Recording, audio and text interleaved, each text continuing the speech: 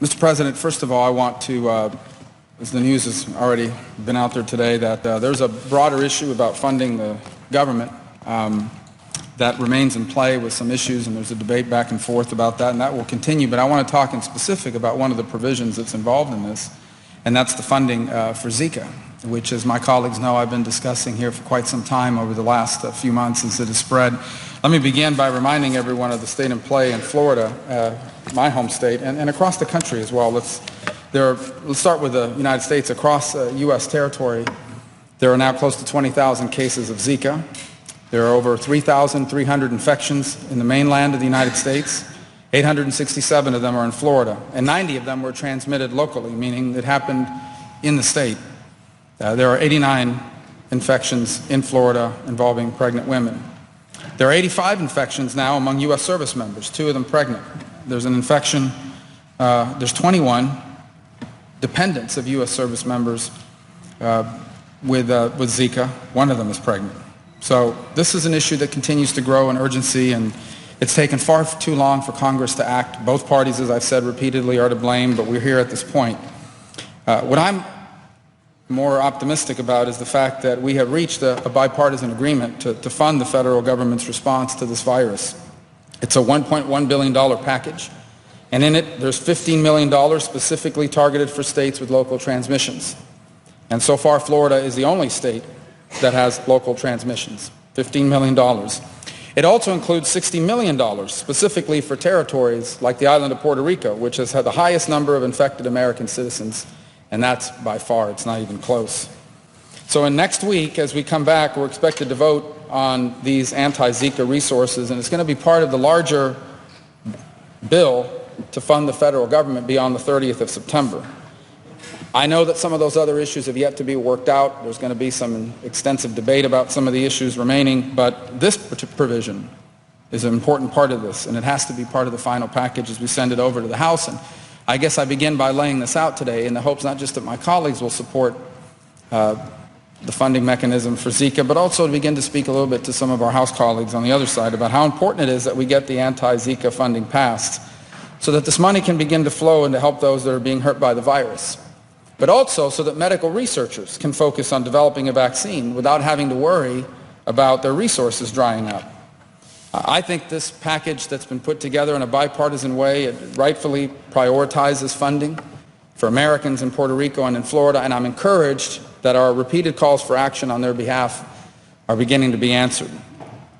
I think if we go through some of the details of it here, as some of it becomes public, we can go through some of the issues I know people are going to care about. It provides the $1.1 billion. By the way, the Senate's already passed the $1.1 billion provision, I believe back in May. So the Senate's already acted on this once. This is kind of revisiting this issue on our behalf, but it's important because we're going to have to lead the way in how this is structured. Among it, there's about almost $400 million for mosquito control and surveillance. That's money that will go to the Centers for Disease Control and Prevention, and it's going to do things like support vector control, technical assistance for states, and also international response activities. Of this amount, by the way, $44 million is to reimburse states for public health emergency preparedness funding that was transferred for Zika response activities. There is about $400 million for vaccine and diagnostic development through the National Institute of Health and the Biomedical Advanced Research and Development Authority.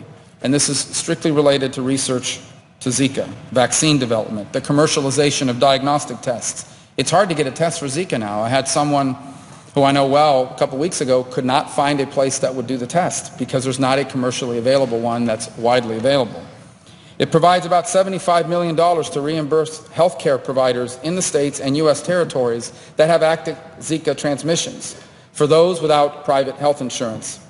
That includes $40 million for community health centers in Puerto Rico and U.S. territories, $6 million for the National Health Services Corps in Puerto Rico, $20 million for maternal and child health special projects of regional and national significance in Puerto Rico and U.S. territories. It requires a spending plan not later than 30 days after this act is passed, so it has oversight. And it provides about $1 million for oversight activities just to make sure the money is being appropriately targeted.